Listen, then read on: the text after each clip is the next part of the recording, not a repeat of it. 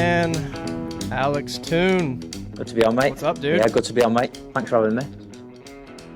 Absolutely, a pleasure. I've been trying to get you on, but he's busy with his all of his minis, his garage builds, all that jazz. So Yeah. he's got the YouTube money now, and he's That's it, calling mate. us all to piss off. That's it, mate. You got to spend it. You got to spend it. No, sorry it took so long, mate. I've just been, like I said, I've been crazy with the garage and just family and stuff like that. So yeah, it's good to be back now. It's good to be back.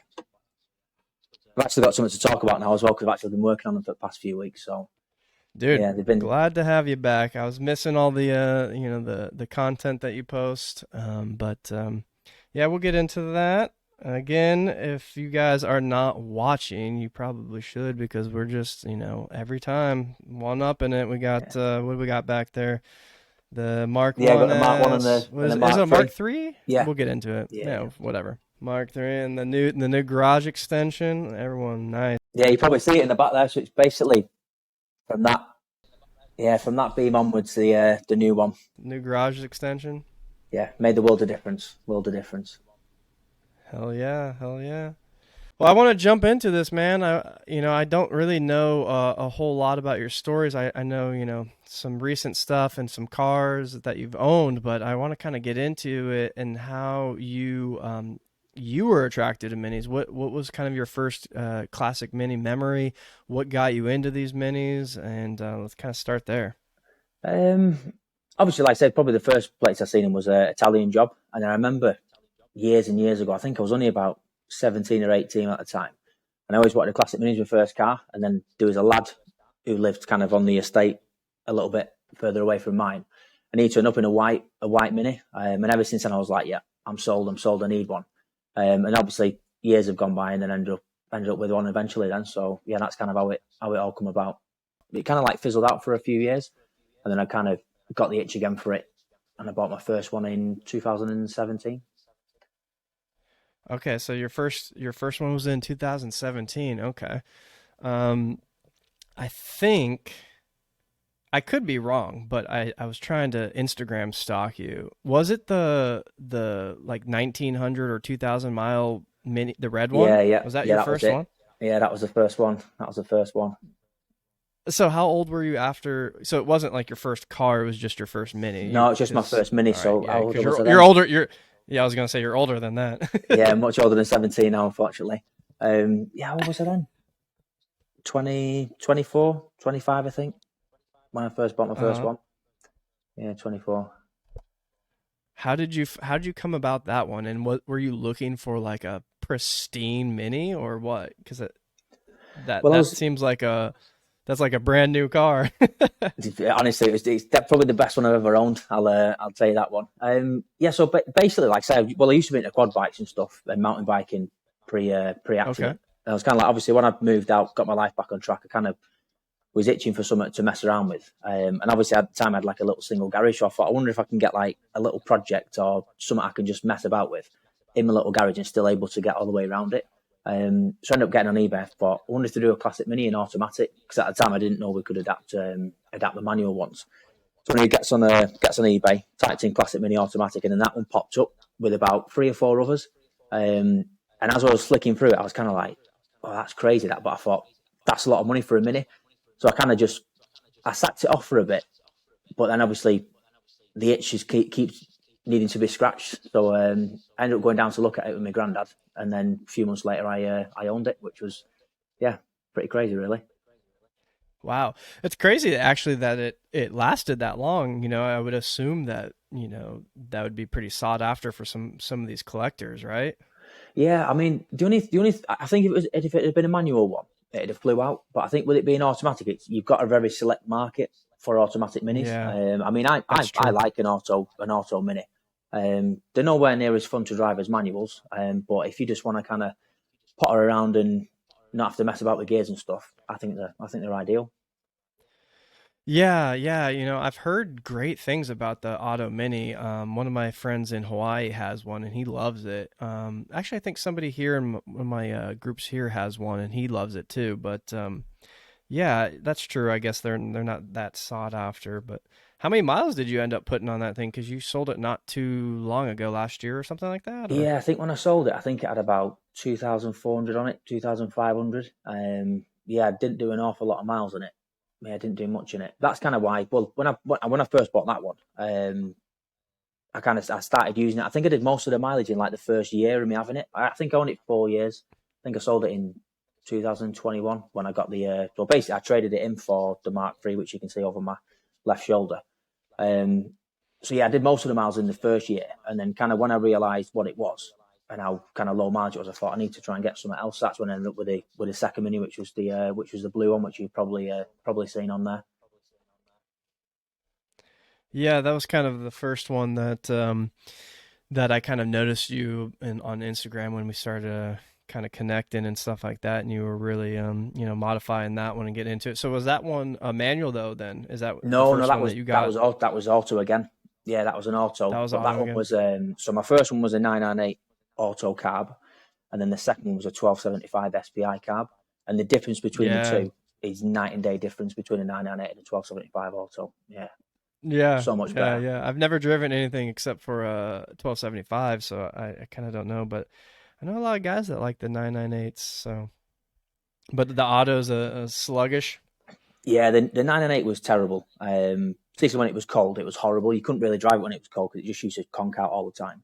Whereas a 1275 SPI, obviously got its fuel injected, it just seemed to handle everything a little bit better. You could literally just turn it on and go. Whereas with the 998 carb, you have to kind of like really warm it up and then mess around with the gears a little bit more on it because you can go like one, two, three, and then D. Right. Whereas the SPI Yeah. one, you could just stick it in D and it'd go everywhere, which was good. Ah, gotcha, gotcha. Okay, interesting. So growing up, you were more into like kind of mountain biking and quads and stuff like that, into cars at all, or? I always liked cars, but it was never really like my main sort of focus. Mm, Obviously, I had my first car was a Vauxhall Corsa, and I think if any lads are watching this from the UK who've kind of passed the test in sort of 2010, 2011, everyone had a Vauxhall Corsa. So yeah, that was my first car. Obviously, messed around with that, lowered it, painted the wheels black, big exhaust on it, tinted windows, all that kind of stuff. So yeah, that was kind of my first car. did you actually paint the wheels black, or did you plasti dip them? No, they actually got painted black. Yeah, they actually got painted black. I didn't Uh, plasti dip. Yeah, oh, dang. All right, so you had the attention to detail from early on. yeah. It was a good little car. That yeah, it was a good car to be fair. I'm afraid to go back and look at the cars I first started modifying. There was a lot of plasti dip. That was all the rage back then. Yeah, I've seen quite a Luckily, few it people never made plasti it dip. to my classics. Yeah, yeah. It's probably good. It stays on the old modern stuff. Hey, yeah, hey, listen, it turned out nice. It just, it's not the style, not for classic minis at least, right? Yeah, definitely not. Definitely not. So you had the super low mileage red car, and I'm assuming you realized like, oh shit, this is too nice to drive. Let me find the blue car. Yeah, That's kind of what happened? yeah, definitely. Yeah, it was just too good. And the trouble I had with that red one, the main reason I sold it because everyone said, "Oh, why have you sold it?" And when you've got a car that's like factory fresh, like it's all right, like driving a car because you can always restore them once they've been restored. But I felt as Right. though like if I ever did any paint work or anything to that car or any restoration work, I'd feel like I'd ruined it. So that's kind of why I was like really scared of using it because I just didn't want to have to Right. mess around with it. So that's kind of when I went onto the blue one. So the blue one I got was I think that was what it was either one or two owners. And I think when I got it, I think it only did about 25,000 miles. And obviously, it was just kind of something I could put some 10-inch wheels on, new interior, and kind of mess around with a little bit and do a little bit of work to without having to worry about it too much. Yeah, that one. I feel like the SPI, the later Rovers, are kind of the car that you can get a nice clean example and mess around with, and kind of you know uh, dip into the classic mini world and play around, do different mods, and not feel too bad about it. And now, like Yeah, you've kind of figured out, like, all right, here's what I want to do. So let me get into the Mark Ones, the Mark Twos, Mark Threes, and things like that. Kind of the same thing over there, I would assume, right? yeah, definitely. Like I say, I always say if you're going to modify a mini, you're probably better off with like a late 80s, early 90s mini. Well, like I say, one, because you can pick them up Mm-hmm. a lot cheaper, and two, like I say, it tends to. I don't know. Throughout the mini scene, I kind of feel as though that era of minis, everyone seems to modify the most. So obviously, like the early stuff, like people will modify them, but they'll tend to use like more period stuff. And then the later MPIs, I think people just tend to leave them as they are. Whereas, like I said, the Yeah. 80s and 90s stuff, I find people tend to do a little bit to them. Yeah, I agree. I agree. We see that a lot here, but every once in a while you'll kind of see something that I guess people maybe not knowing the different models and the different years in the United States as much as some of the other countries that they were in a lot longer. Hmm. So I think every once in a while people will post like, "Oh, hey, I got this Mark 1 shell," or they'll say the date or whatever, and I'm gonna do a uh, you know wide flare Honda conversion. We're like, no. Yeah, yeah, you can't do that to a Mark One. No, you can't do it. I mean, I guess do what you want, but like you'll kind of regret that. Like, Yeah, definitely. so after the blue mini, what came next? I don't even remember how many minis you've bought and sold. I know what you currently have, I think, but it's been a while. I don't remember what came after the blue one. Yeah. So after the blue one, was the minivan, which is just over my right shoulder. I don't know if you can just see it there. Oh, Yeah, so the okay. minivan was next. So yeah, everyone that I bought after the blue one, I've not sold. So everything you see here, I've still got. So yeah, the van was next. And yeah, that was a good one. Yeah, obviously still got it. Yeah, I forgot. For some reason, I thought the blue one was manual, and that was the first one that you did like a video on about adapting the transmission and stuff like that. So it was the minivan. Then you kind of did Yeah, a the whole minivan. rest. You kind of went down the rabbit hole first on the minivan, huh? That was like the first one that you kind of like Yeah, that was the pulled first one everything, that repainted it, went engine build. yeah that I messed about with. Tell us a Yes, little bit about that. yeah, so I got that minivan in 2019. I bought that minivan. I think it was January 2019. So I remember doing London to Brighton in 2018 and seeing the minivans at London to Brighton. I remember saying to Tom like, "Mate, they're so cool. I got to have one." But at the time, I only ever knew I could drive autos, so a kind of minivan was right out of the question. Anyway, I got talking with a lad I used to work with, and we have like Volkswagen caddies for work. And he said, "Oh, I've got this van." He said, "But it's manual." So he's in the same situation as me. So I said to him, like, I said, "How are you driving that?" And he said, "I said it's adapted like with a clutch kit on it." So straight away, cog started spin. I was like, "Yeah, I can get a manual mini." So anyway, I got on kind of, I think it was on eBay. I started looking. I was looking at all sorts of minis, and I seen this van pop up. And I was with Tom at the time. I was having a few beers at mine. Pretty sure it was like New Year's Eve, 2018. So I had a few beers and stuff, and he was like, "Ring him, ring him, ring him." So yeah, ended up buying that, and then obviously, like I say, I've still got it. So I bought that in 2019. Used it. I used it all summer, and then it got to like the end of 2019. I think it was after IMM. I thought I need to do a little Right. bit of tidying up on the wiring loom because it had like a 40-year-old wiring loom in it. So I thought I'm going to put a new wiring loom in it, paint the engine. But obviously with minis, the more and more you dig, the more and more you find. And I just thought, you know what, I'm just going to strip it and redo it. So The damn rabbit hole. It happens to the yeah, best that's of it. us. Yeah, I got bit Yeah, with that one. that one went like all the way. Yeah, yeah, engine But out job and that everything. minivan, your minivan that you have, yeah, your minivan is like kind of like the quintessential one that when I think of a minivan, I think of yours, like kind of with the hand lettering on the side. It's the panel, and it's like Mhm. the old kind of work trucks. Those are so cool. That's definitely one of my bucket list cars is to have one with some cool hand lettering on it. My great grandfather had a auto shop here in Southern California, and I would think it would be super cool to get a minivan and have his auto shop like logo on. I don't know if I could find his logo, but the name and like the old number because we have all that. It was like all Yeah, makes or something like that. Something cool like that. It's so awesome. 100%, 100%. Any sort of classic commercial vehicle for me. If you're gonna put you got to have some form of sign writing on it. And like I say, it's got to be hand painted on. It just when the sun shines on it, you can just see like all like the brush marks in it. It looks so much better than Yeah. vinyl. Yeah, so much better.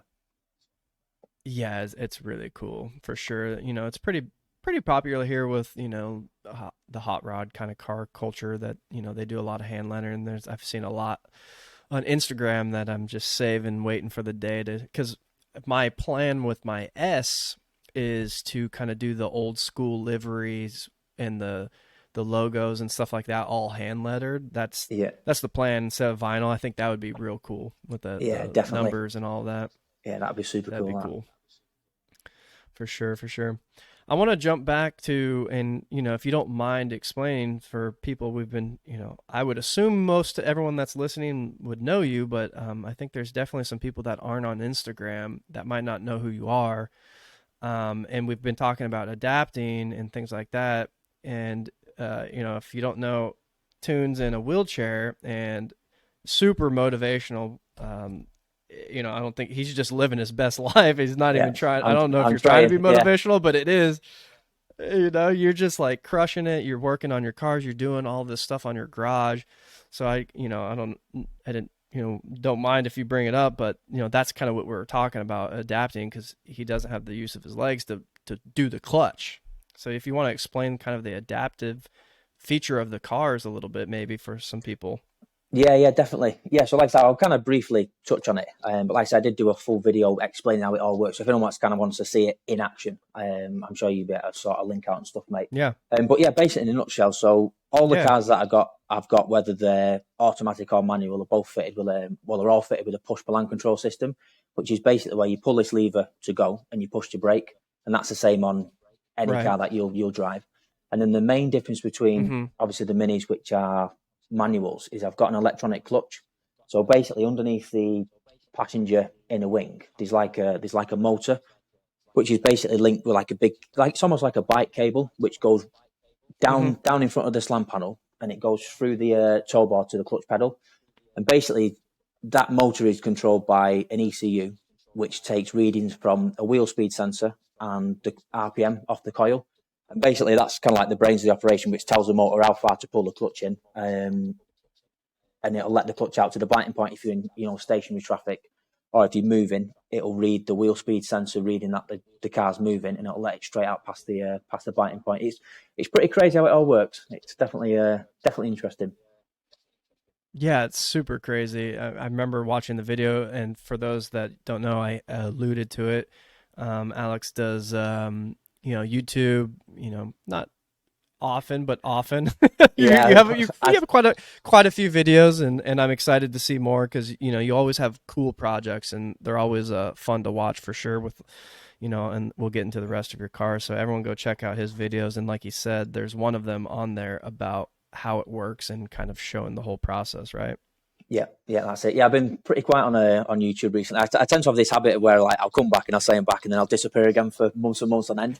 And I think that's been for like the last. I think the last. I was looking actually on my channel the other day, actually thinking. I think in the last like 12 months, I think I've uploaded like 3 videos, which is Yeah, not the best really. not But enough. yeah, well, like I said, I You was pretty gotta, good during lockdown, and then like I say, as kind of everything's opened back up again, I've kind of found myself doing other stuff, and YouTube's kind of been yeah, forgot about a little bit. But I do need to get back. Yeah, do need to get back I on it. get you. I get you. I understand. I'm hoping for a garage update. I want to see the garage tour once it's fully done. That'd be a good vid. Yeah, definitely. Well, that's one I plan on doing, and I've been doing a few little jobs on the minis at the minute, which I've not filmed for YouTube, but I'll probably just do like a bit of an update thing. But yeah, the garage is, I'd say it's like 98% complete. I've just got a few little trims and stuff I need to put up, a little bit Yeah. of painting on some of the walls, and then it's literally finito. What's your YouTube page called? How do people find you? And just type in Alex Toon or what? I think if you type in Alex Toon, it pops up. But if you just type in Classic Mini and then details, it should just pop straight up. Yeah, Classic Mini Details. That's what it yeah, is. it should just pop up. All right, cool. So everyone go check out Classic Mini Details. Obviously, check him out on Instagram as well. Alex Toon 94, and that's Toon, the Toon Man. Let's jump back into all right, you got the minivan. You basically overhauled it. When did you start getting into the S's? You caught Uh, the S bug. I mean, I've wanted a Cooper S for years and years and years. I remember seeing so one of my mates who lives down South Mark, he's got a Mark III Cooper S, Uh-huh. and at the time, I wanted a Mark One Cooper S, and I thought, like I said, I was only sort of 20, 24, 25, and I thought I couldn't really afford a Mark One, so I thought, oh, I'll have a look at a Mark III because they was kind of like a little bit cheaper. Right. So I thought I'll go for one of them. Anyway, I was looking for like sort of 12, 18 months for a Mark III. Mark III S in bronze yellow. Went to look at a few cars, but there was always something that was missing. Like either one of them had like the wrong engine in it, or something to kind of put me off. So I kind of like give up on it, and I just thought I'm sick of looking. Anyway, I was just on Car and Classic one evening, just flicking through. I was looking for another project actually. I just thought I'll just type in Classic Mini and see what pops up, and then the white one you see behind me pops up here. Yeah, this was at the end of I think it was the first or second lockdown we had in the UK. So a guy had been rebuilding it over lockdown, and it was kind of like I'd say it was like 95% finished. There was a few like specific bits that were missing. Anyway, went to go and see it in York, and then come back, and I couldn't stop thinking about it. And I thought, right, well, I'm just going to go for it. So I thought, what I'll do is I'll sell my blue one and I'll sell my red one to then kind of fund a little bit of a stopgap I had in sort of budget between a Mark III and a Mark One. And then yeah, Right. that's how that one basically turned up. Oh man, yeah, I love that car. When I first saw you post that, I was like, "Son of a bitch!"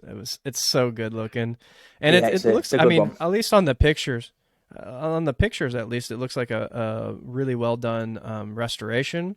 Yeah, yeah. I mean, there's if I was to pull it apart and do it again, there would be things that I'd change. So it's still got the original floor in it, but it's Okay. all. I don't know if it's just me being a little bit picky, but it's all like dinted and battered. And but what I keep trying to tell myself is, at the end of the day, it's a 58-year-old car. It's still got the Right. original floor in it, and I think Right. at the minute, I think is it M Machine? I think about doing a replacement Mark One S floor.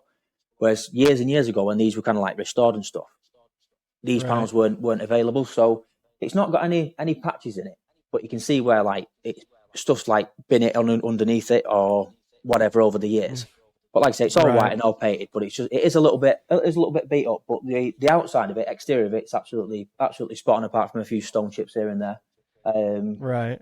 so yeah, like I say, it could be better, but at the end of the day, it's a car that I do actually use as well. So they can't always be Yeah. perfect. You definitely take it to Mexico all the time, don't you? Oh, that's it. Yeah, yeah. It's well, like I said, this was the. I say it's the fastest mini I had. It was certainly one of the fastest ones when I bought it, and it's kind of debatable whether it's quicker than the Mark III Uh or huh. I don't know. I can't really tell at the moment. When I first got the Mark III, that was definitely faster, but I think now this one's run in, and it is a little bit of a lighter body shell in it on a Mark One. I think there's not much in them. Is it a still a 1275 or was the Mark One rebuilt too? Yeah, so the Mark One was rebuilt, so it's a 1293 Okay. with a Swift Tune SW5 cam, and it's also got the Downton H4s on it as well, inch and a half carbs.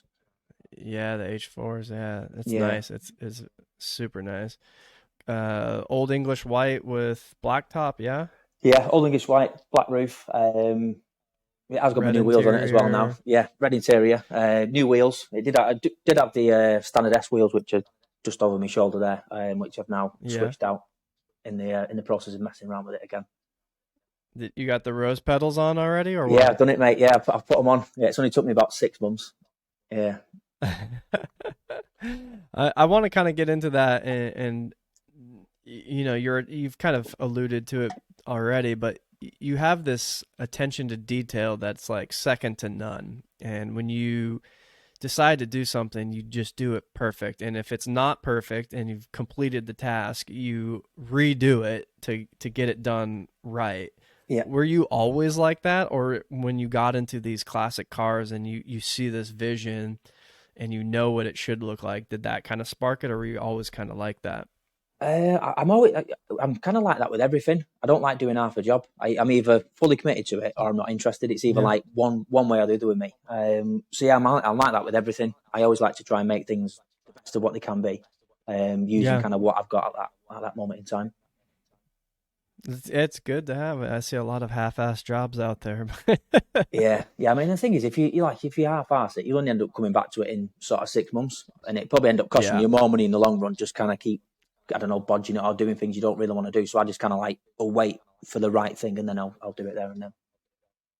definitely, definitely. I mean, it's something that I've learned over the years for sure. And you know, when I got started modifying cars, it was, low budget because I, just didn't have the money to do what I really wanted to do. So, Hmm. kind of, I wouldn't say cut corners. I still try to do a good job, but it was, now I just wait because I want to Yeah, yeah. do the Hmm. the best possible. That's why my gearbox is still apart because I'm just waiting for the proper, tools and parts and everything. I want to do it right. It's not Yeah, it's that's it. not worth it. Try slap it apart or slap it back together and have to pull it apart again in a year. It's not worth it. Yeah, 100%. And I think if anyone's kind of like wants to, like, I think with being as you get older as well, I think you kind of learn a little bit of patience to kind of like wait for stuff. And for me as well, Yeah. I think I quite like the fact, like, say if you want something rather than kind of like settling for something you just see. I quite like the hunt for stuff. Like, say if you like it need a part, Yeah. I don't know, I just like going on eBay or wherever every single night and just looking for it, because you just never know when it's going to pop up. And then as soon as you pop up, it's almost like right straight away, like everything's like you're on it straight away, or you've got to go and whiz and go and get it before Yeah. somebody else does. So yeah, I quite like the hunt for stuff. Yeah, Yeah, I love that. I was just talking about that with my wife today about like I was like, even if I was like a multi-millionaire, I feel like I would still want to find the best deal for something, instead of just boom, all right, boom, pay it. I mean, my mind might change, but I like the hunt. I like to find the specific part and not just like, go purchase. I like that. yeah, I like the deal. I don't know yeah. why. It's just I've The always hunt's the been like best. that. The Yeah, hunt's the definitely. best. Yeah, I mean the Yeah. problem you're getting now with these, obviously, like the period stuff for minis, if you're having to like period modifications and stuff, trying to get stuff cheap, it's really difficult now because a lot of people tend Yeah. to know what they've got. I mean, like say you with your S, what was it? How long have you had that S now? It's probably a good 12, 18 months in it ago since you've had that. Yeah, I've had it. Yeah. Yeah, I got it. I think. Oh, I got it in January. So, it's been a little over a year then. Yeah. So Yeah, yeah. So like say stuff like that, particularly in the lucky on UK. that one. Yeah, major, really, really lucky on that one. But yeah, stuff like that, it doesn't really pop up that much in the UK. Like I said, the price of S's over here in the UK is just silly. Because mine actually come from America, if you didn't know. Back in 2018, I think it got brought back. So yeah, mine is an American S, which has been converted Oh, back to right and drive. oh, wait. So it was a Yeah, yeah, U.S. car, like yeah, originally, yeah. It's a and US. then they converted it back to right-hand drive. Yep, yep. That's it. Oh shit. Oh, so it's probably that's why it's not very rusty, huh? Yeah, well, that's why it's still got the original floor in it, because it was a UK car. That floor had been long gone. Oh wow, that's interesting. So let me ask you this question then. If you let's because it's in America, it's left-hand drive for those that don't know. UK, it's right-hand drive. So is there a law in the UK that it has to be right-hand drive, or because like over here we can drive a right-hand drive car as long as it's registered. So why did they switch it back over? Is it just for looks or what? I don't actually know why the guy converted it back to right hand drive. I mean, personally, I'd prefer it right hand drive. It's just simple things like drive throughs and stuff. But I know my brother's got a lot of American stuff. He's into his American muscle cars and stuff. So he's got left hand drive cars. Gotcha. Yeah, he's got like three left hand drive cars, my brother. So yeah, there's no law if it has to be right hand drive or left hand drive. Can be whatever it wants. But I think it obviously with it coming back to the UK and with it being in Mini and it was having a full restoration, it just made sense to put it back to right hand drive. That's really funny. That's crazy. I'm sure that's like super rare that you have a US car over there. I'm sure there's not that many. So well, there was a big so a few years ago, That's like I say, interesting. a lot of people did start bringing cars back from America. One because they were cheaper than UK cars, and two, like I said, the body shells on them were really really good because obviously depending on whereabouts in America it was coming from. But I know, like I say, a lot of them was bringing them back from California. Because like I said, the body shells on them were amazing compared Right. to UK cars. So that's why a lot of a lot Yeah. of people do bring them back from the States. Huh. Interesting. Damn, that's why there's none here. Sons of bitches. You guys Yeah, got all of them. we're taking them all back. Yeah, we're robbing them all back. You, you son of a bitch. Oh man, that's funny. Yeah, that's funny. Yeah, so my Rover Cooper one that I have, the green one, that was a UK import that the guy converted it to left-hand drive for Yeah, whatever reason. I don't know why. I guess it's easy enough, I guess, but yeah, it's super simple on a minute because interesting. everything's already there. Just got to switch the pedal box over, steering rack, brake master cylinders, and all that kind of stuff. And I Yeah. think you're good to go then. A little bit of wiring. Yeah, yeah, super super easy.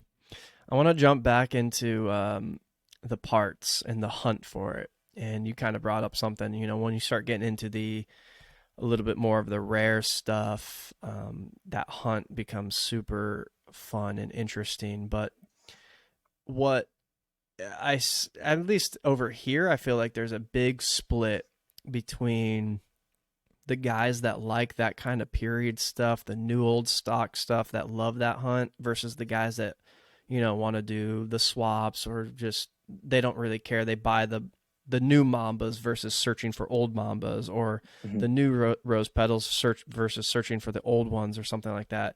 Were you ever that one side or the other, or you always were kind of like boom, new old stock, like got to change it back to the champion, the spark plug leads and all that kind of stuff. Were you always that guy or what?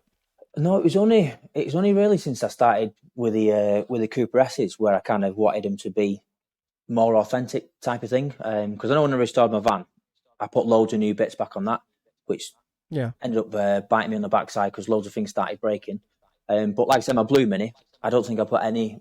Well, I didn't put any new old stock parts back on that. It had new wheels on it, all new. So I Mm-hmm. put Mark II lights in it, but like replica Mark II lights, new interior, all that kind of stuff. Yeah, there was no NOS stuff on the blue one, and it was only really Right. with the Mark One which kind of set it off. So like I said, when I bought this car, the guy had done it as a bit of a cafe racer, but it had like the replica mini spares, rose petals on it. It had a few bits on it which weren't like original S stuff. Had like a few switches in it as well, which weren't like so. Like on the Mark ones, are all like all the parts are like date stamped. So basically, any parts that weren't Yeah. the correct parts, I was like going on eBay looking for like the switches from like sort of late 1964, which would basically be on a Mm-hmm. 1965 car. So basically, what the aim of the game was to try and get it back as close to as factory fresh as possible. So yeah, that's kind of what got me into like the new old stock stuff. And I think once you start finding those little bits, it does become a little bit addictive. Yeah. Like I have on my desk here there's the new old stock of the Lucas clear Yeah. lights for my US car for my USS. It's Mm-hmm. like I always thought that stuff was cool, but like you said, once you get that first one, it's that bug is like whoa, like the packaging's cool, but it's just old, and then you pull it out and it's like this shit literally has been sitting in this box since 1965. It's insane, Yeah. and it just becomes addicting, and I love it. Like you take it, the car to a meet or whatever, and other people are looking at it, and they like recognize like, oh, that's an original part because there's with minis you could buy pretty much everything brand spanking new, Mm-hmm. and some of it's good, some of it's shit, but the old stuff, even if it's used, it's always better. I don't Yeah. know. I think it just gives us the character. New and shiny is always fun, but for some reason with these old cars, it just feels right. Yeah, definitely, definitely. Like I said, and I think as well, like because like obviously there's so much new stuff available. Like I mean, I always got the impression is like anyone can just go and buy a load of brand new parts, but trying Yeah, to find stuff which isn't being made anymore, which is kind of like laying someone's garage or you're waiting for someone to have a garage clear out. It just feels a yeah, little bit more special when you get it. So that's why I kind of like the old stuff. And like I said, the new lights like you had there, they're made of plastic now. They don't make them in glass yeah, anymore. So like say if you put like plastic lenses on a Mark One, it's just gonna stick out like a sore thumb. So for me, like say, you just got to have yeah. have the glass ones on it, definitely. Yeah, yeah, yeah. Did you listen to the episode with Marco and his brother? Which one was that one of? I've listened to them all. I don't know who's who. He he's the one that has the car from like Portugal. It was his brother's car, the Mark One S, and Yeah, yeah, yeah. I can't remember if it's a Morris or not, but he's like obsessed with new old stock parts. And Marco, if you're listening, I saw you called the other day. I don't know, my like messenger never like rings me, but anyways, he's obsessed with new old stock parts, and it's so like it's always he always sends me the parts hauls and stuff like that, and it's like, damn, dude, like he's in the hunt, man, with that kind of stuff. Like I don't know how he's got a source somewhere that he needs to give up because he finds everything. It's insane. Yeah, I mean, it's out there. It's out there to be had. It's just, I mean, it's crazy. Well, like when you're searching for it on eBay, like you could type in new old stock headlight classic mini Mark One or something, and nothing would turn up. Whereas if you just type in classic mini in parts, you could just have this one part that pops up, which nobody doesn't know. Nobody knows what it is, but it's that part that Yeah. you've been looking for. So yeah, like I say, you can find the same. You can have one part, but you have to do like 6 different searches for it to pop up. So yeah, it's much more interesting. Yeah, I finally learned to stop going to the US eBay and just going to the UK eBay. Mhm. But not all the listing you have to contact the seller to see if he'll actually ship it, or they her, Yeah. you know what I mean. Mhm. I've heard a But few people say that about shipping to the US, but I don't get why people would be funny with that. I mean, if you're gonna obviously buy it for whatever the price is and then pay for shipping on top, like I don't get what the seller's problem is. I guess it depends what it is. I don't usually have a problem with a smaller part, but I don't know, it's kind of a pain in the ass for them to I don't know. A lot of times I'll set up the shipping, but Mhm. yeah, I don't know. Some people are weird about it. I don't know. I've shipped things to the UK, and I don't recall it being difficult, but I have no idea. Yeah, it's No crazy. idea. No idea. All right, let's jump back into the Mark III. So you got the Mark III S then. That was the most recent one that you've purchased, right? Yeah, that was when was that? March 21, I think that one. Yeah, March 21, I think about that. Yeah, so I've had it just over 2 years now. Yeah. Did this one just pop up and you kind of pulled the trigger on it, or were you looking for another S or what? No, this one just popped up. Like I said, so when I bought the Mark One, I said to the missus, I said, right, well, I'm going to sell two, and I'll buy this one because it was pretty expensive. So I thought, I'll buy this and I'll sell them two, and then it kind of like it'll even itself out. So I was waiting for my blue one to. I'd already sold my blue one at this point. I was just waiting to get the registration plate off it before I give it to the lad who's got it now. Okay. Um, anyway, I still had my Mayfair, and I'd been made a few offers on it to sell it, but I thought it's worth more than that, so I just hung on to it. Anyway, I follow Richard Williams on Instagram, who I bought. So I got my van off Richard Williams, and I got the red one off Richard Williams as well, the Mayfair. So I'm just flicking Mm-hmm. there on Instagram one evening, and it popped up Swift Tune powered Mark III Cooper S. So straight away I'm like, he's got a Mark III Cooper S in bronze yellow, and it's got a Swift Tune engine. So I messaged him straight away, Richard. I was like, "You good for a phone call?" He was like, "Yeah, yeah, yeah, give me a buzz." So anyway, I got on the phone. So like I said, I wasn't looking for a Mark III, and it's always the same. Whenever you stop looking for something, it'll pop up. So yeah, 100%. it popped up. Had a good chat with him, and I think he had it about 2 or 3 weeks before I went to see it because it needed some bits and bobs doing to it. I think he had a so when he did it, he did a few bits on the interior. And I think it had a lot of paintwork doing to it. I think it had near enough a full respray before I got it. Anyway, I remember him texting me saying, "Right, the car's going to be out of the paint shop. It'll be ready for you to come and see it on a Friday." So I went down to see that, and when I was there viewing it, his phone was literally just like ringing and ringing and ringing with people wanting to buy it. There was lads messaging him saying, "I'll give you the full asking price. I don't want to view it. Just come and deliver it." But he'd already promised me that I could go and see it on the Friday. So like I Yeah, said, when yeah, I, when yeah. I saw that, I thought I can't let this one go. So I said to him, I said, right, I'll have it. And at the time, I didn't even have all the money for it. So I said, right, I'll have it. And I sent him a deposit. So I was driving back from Devon, and I was like, shit, how am I going to pay for this car? I was like 10 grand short. So I remember ringing my mum. I was like, "Mum," she was like, "What?" I was like, "Listen," I said, "I bought this car. I've not got enough money for it, but I can't let it go." I said, "Will you lend me some money for a few months, and I'll pay you back?" So anyway, Mum lent me some money to buy it, and like I said, that's kind of how it come around. So yeah, that was it was funny. Like literally, it happened literally in the space of 2 weeks. I wasn't even looking, and then next minute, I had a Mark IIIS. I love it. I love it. No, I mean that's kind of how it happened.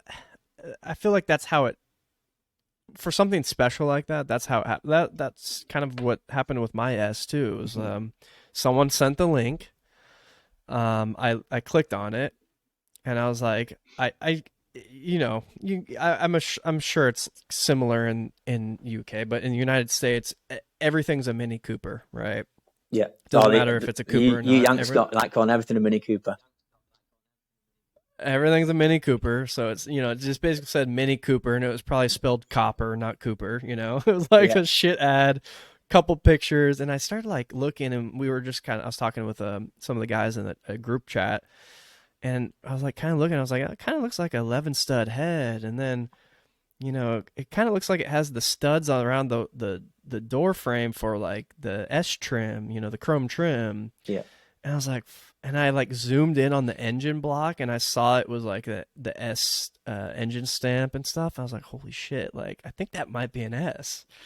And so it was on this app called OfferUp, and you kind of just like submit an offer. I think it was listed for like $2,000. So I don't know how much that is in pounds, but like 2,500 pounds. I don't know. I don't. Well, I don't probably. know the conversion. I think Let's probably like about 1700-1800 quid now in pounds.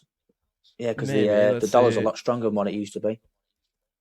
I'm doing US to pounds. Let's see. We're doing this live, folks. We're doing this live. US We'll figure it dollars out. to, to pounds. We really got to set the stage here. Okay, so I did 2000. So it was US pounds sterling apparently. Is that what it's really called? Yeah, that's Okay, it. so it's so you guys are less, sorry. 16 it was six listed for 1,600 pounds. It's Pound nothing. pounds sterling. Listed for that. So I offered him $1,000. So I'm not doing the math on that, but I offered him $1,000 and he like didn't answer. I was like, shit, like, all right, whatever. It could have been cool. And then like a week later, he was like, it's still available. I can't do 1,000, but I'll do 1,500. And so whatever that is, closer to 1,000 pounds for you guys, Yeah, probably about 1,200 or 1200 quid. something, Yeah. 1,200. And then I was like, okay, all right, I'll come see it tomorrow. Are you available? And it was like the end of the day that day. You available? And he was like, yeah, sure. So I like literally that night rented like a truck and trailer, and me and my wife went up the next morning. And yeah, like the point was, it just like it happens, like it just Yeah, boom, yeah. it's there and it happens, and you got to jump on it because I guarantee that guy got blown up on that ad eventually because it probably got spread around, and you gotta jump on it, you Yeah, you know. got to jump on it quick. I Espe- mean, I've lost out on so many minis in the past, where I've kind of like and ahed about it and not just jumped on it straight away. So like I say, if you ever see something and you want it, just do it. Like I say, if you get that gut yeah, feeling, usually when you get that gut feeling, I always say once you know something's right, you should just do it. Yeah, don't think about it you too got much. yeah, especially with something like this is, we know it's the value of it. So if it's a good deal, you can jump on it and you can make it work. Like if you end up don't wanting it, then you can resell it probably for the same amount or more. Like Yeah, this in my exactly. situation, I was like, come on, dude, I know I could sell parts for 10 times the amount I bought it for. 100%, 100%. Oh man, yeah, I need to get working on that thing this year, but Anyways, so any other projects going on? I know you just finished up the garage. You got anything else working on any of the cars or what? I mean, I've got a few period bits for the Mark One. I've just fitted my Vorts wheels last week, or this week. So I've put them on. What else have I got? Got a few little bits for the Mark Three going on at the minute. So I've done like the painted fuel caps, which you probably see on Instagram. Painted the Yeah, fuel caps. I've got the correct Leyland badges for it now on the A panels, which I need to fit. Um, what else have I got? Yeah, I mean, there's not. I've not got an awful lot to do to them really. I know the van needs a little bit of work. That's got an oil leak on the engine, which really needs fixing. But I'm in two minds what to do. I did speak to Swift Tune last week about doing a build on the engine of the van, but the price of Swift Tune is so expensive. But it is worth it though, because like I say, the Mark III's got a Swift Tune engine in it. It's amazing.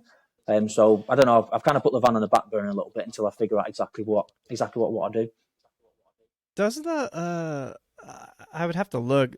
Does Swiftune still do those like heritage racing kits or something? I forget what they were called, but it was basically like, from what I remember, it was a really good deal. You know, in terms of what you got, they basically gave you the block, the pistons, the rings, the carbs, the head. They basically like give you everything, and it was a slamming deal. Do they still do that? I think this. Well, I've not looked on the website.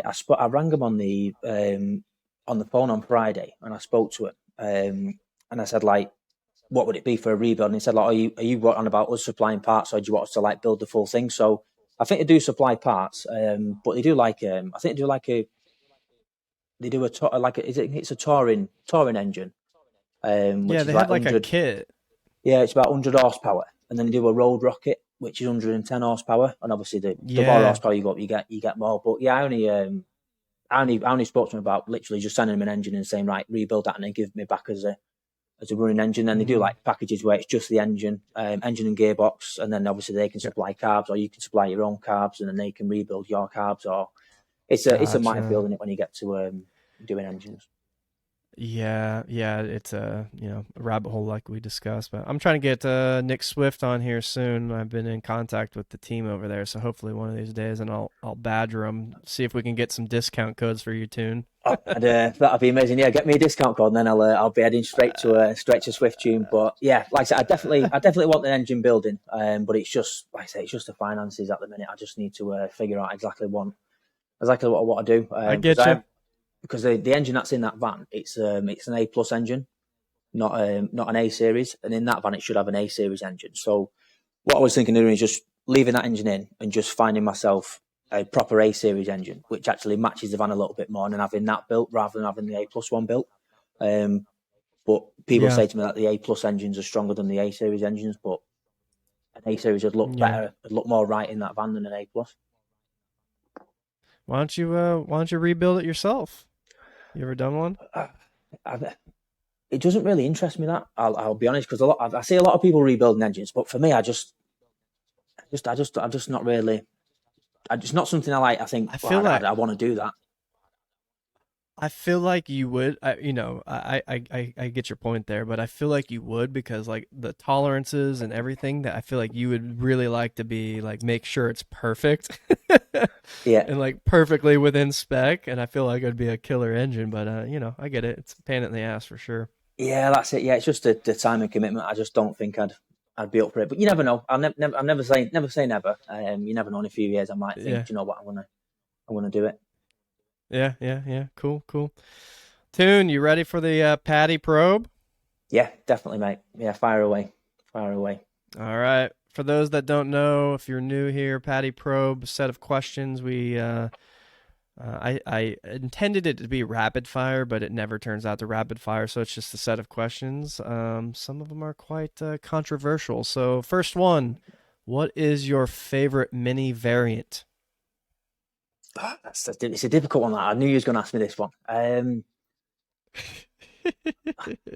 You've had time. You've had like 18 episodes to think Yeah, about it. like, I still don't know. If I could only probably have like 1 minute, it'd probably be a Mark One S. So I probably got to say Mark One S. Yeah,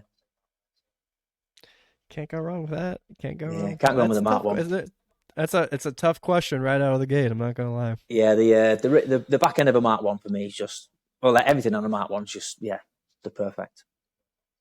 Yeah, yeah, no, they just look so good, especially in a little kind of race car cafe racer look. They look great. Yeah, definitely. Let's see here. A series, Honda swap or other. A series. Yeah, yeah. You're Have you talking to ever the A driven it? series, man. I knew that answer right away, but Yeah. I'm more curious. Have you ever driven a Honda or another kind of swap over there? No, I've never driven one, but I did go in. A friend of mine, he took me around Castle Coombe, and he had it was a Vauxhall engine. I don't know, I can't remember what Vauxhall engine it was now. But yeah, that was good. That was quick. Um, I do think like eventually, if I ever had like more space and a project that I wanted to do, I would like to do like a VTEC Clubman. That'd be Yeah. cool.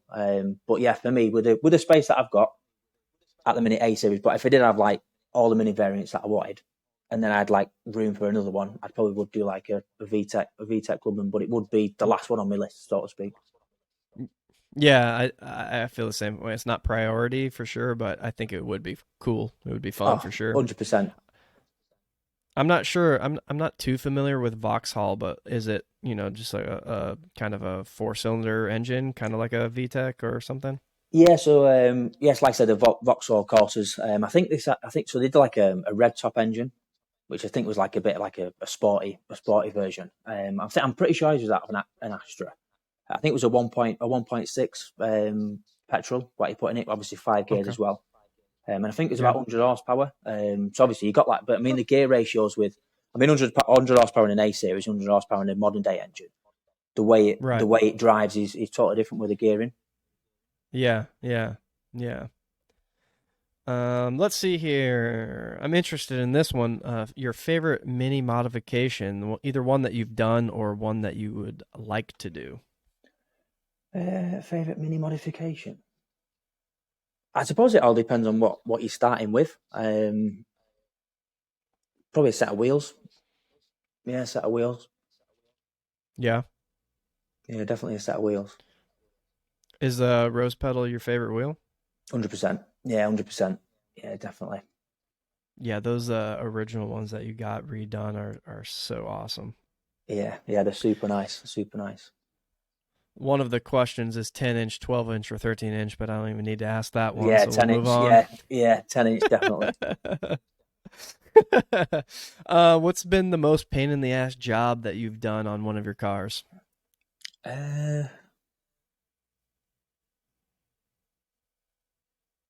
there's been a few, but I tell you what was a nightmare. I've replaced a wiper motor on my Mark One the other day, and that was an absolute Yeah. nightmare. Because the Yes. pins, like when you put the pins in, some of the pins were bent, so they didn't line up through the hole. So I was trying to like wiggle it in. And it was yeah, that was a Yeah. nightmare. I think it took me like 3 hours to get the old wiper motor off, put a new one in, and then by the time I greased it up, and I was just like, this is an absolute pain in the ass.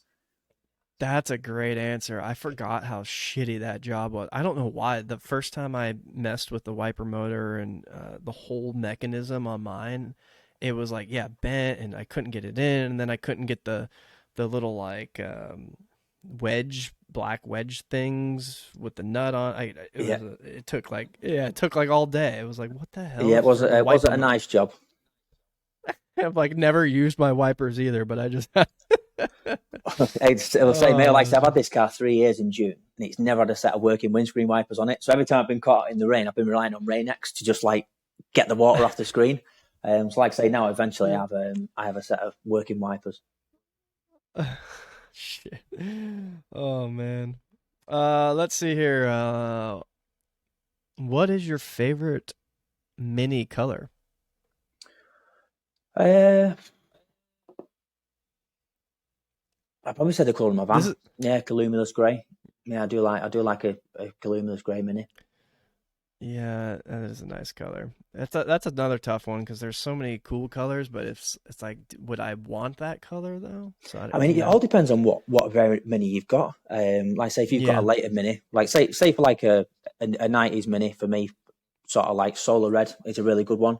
Um, yeah, electric blue, like my blue mini, that was really nice. But yeah, it all yeah, depends on the area and what mini it is.